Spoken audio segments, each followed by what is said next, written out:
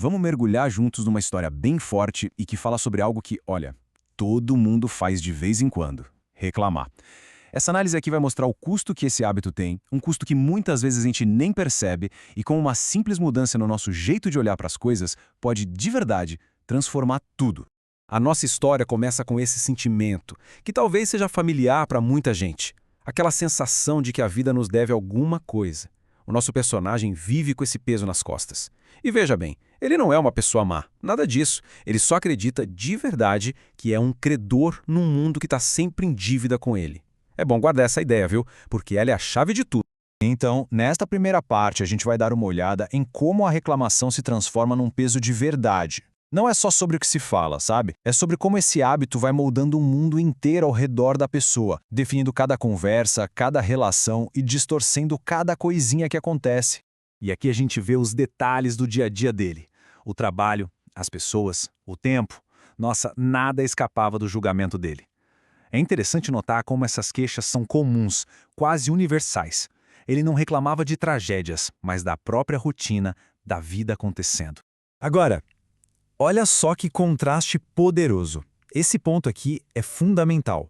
Enquanto a mente dele estava presa nesse ciclo de queixa, a vida na sua forma mais pura e milagrosa, simplesmente acontecia. O sol nascia, o corpo respirava, o coração batia, a existência seguia em frente totalmente indiferente à narrativa de vítima que ele criava. E aqui está a grande sacada. Reclamar não é só falar. É como usar um filtro, sabe? Uma lente escura que distorce a realidade.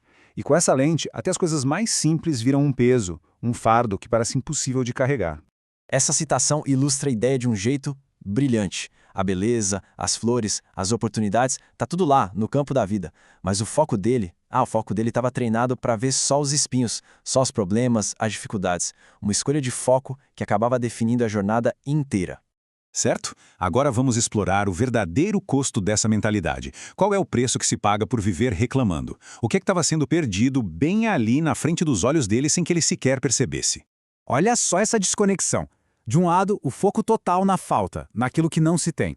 Do outro, a vida, oferecendo um fluxo constante de experiências. Era como se ele estivesse sintonizado numa rádio cheia de estática, enquanto uma sinfonia inteira tocava ao redor. E isso, claro, se estendia para os relacionamentos. Cada pessoa era vista como uma fonte de frustração, mas, na verdade, o que a vida estava oferecendo era um campo de treinamento. Um treino para convivência, para paciência, para empatia. Lições valiosíssimas que estavam sendo completamente ignoradas.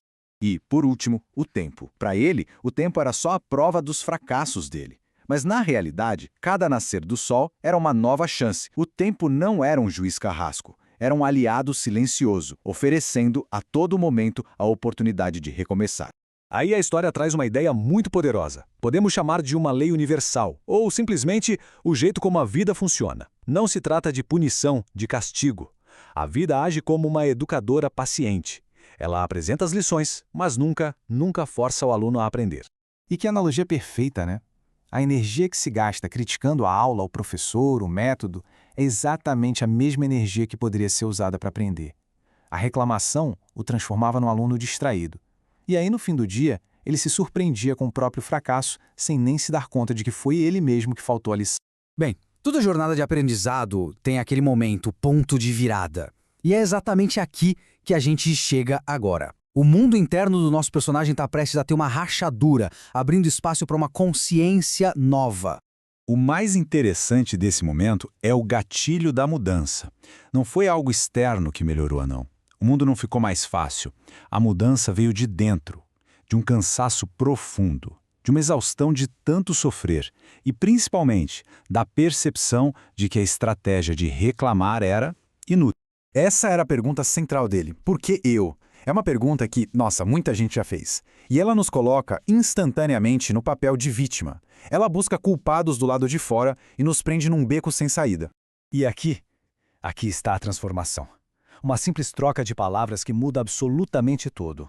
O que isso quer me ensinar? Essa pergunta tira o foco da culpa e joga no aprendizado. Tira da passividade e leva para a participação. Essa pergunta abre a porta da percepção. Com essa nova pergunta servindo como um guia, aquele mesmo mundo, com as mesmas exatas circunstâncias, começa a ser visto de um jeito completamente diferente. A mudança não foi no cenário, mas nos olhos de quem vê.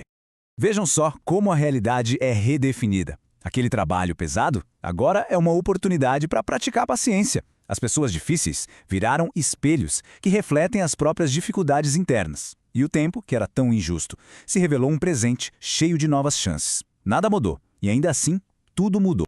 Essa é a grande revelação da história, o ahá da questão. O problema nunca foi a vida. A vida estava ali, o tempo todo, pulsando, oferecendo, ensinando. Ele é que não estava presente para ela. Estava mentalmente ausente, preso no barulho das próprias queixas. E assim a gente chega à conclusão, ao grande aprendizado dessa jornada. O que está em jogo é uma mudança fundamental na forma como nos relacionamos com a nossa própria existência. E aqui está a escolha que, no fundo, todos nós enfrentamos. De um lado, a revolta, que é uma briga constante contra aquilo que é. Do outro, a responsabilidade. E não é responsabilidade no sentido de culpa, mas sim de assumir o controle das nossas percepções e das nossas reações.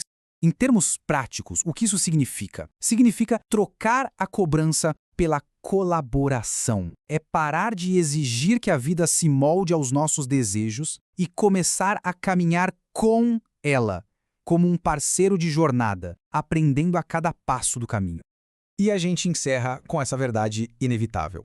A vida não espera ninguém parar de reclamar. Ela simplesmente continua fluindo, oferecendo lições a cada instante.